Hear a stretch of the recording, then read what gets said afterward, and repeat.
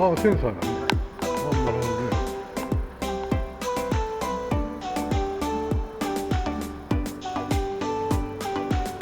さすがにタイヤがでかいね。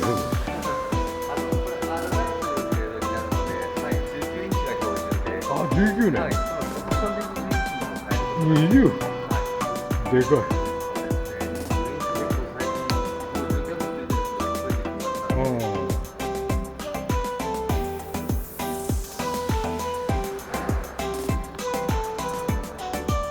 これは 2WD と 4WD。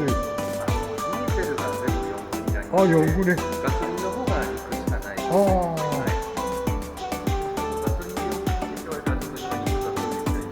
あ、4区ね、これ。はい。ディーゼルの方はフォルクスワーゲンの TDI っていうのがディーゼルエンジンなんですけど、あ、なるほど。ティグアンの TDI は全部4モーションがああ、素晴らしいね。やっぱり時代が時代。今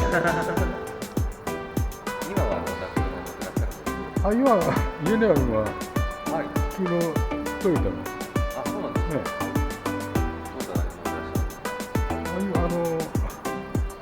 なんだっけ。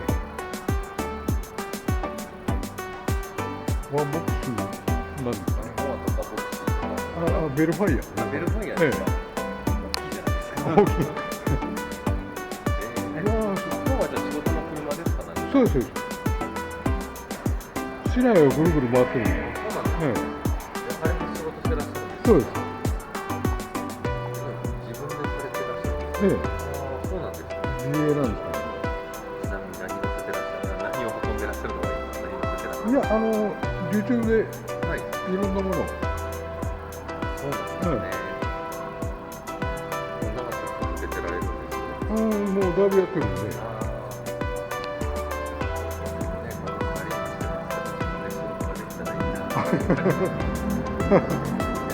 やられていくのが大変だろうな。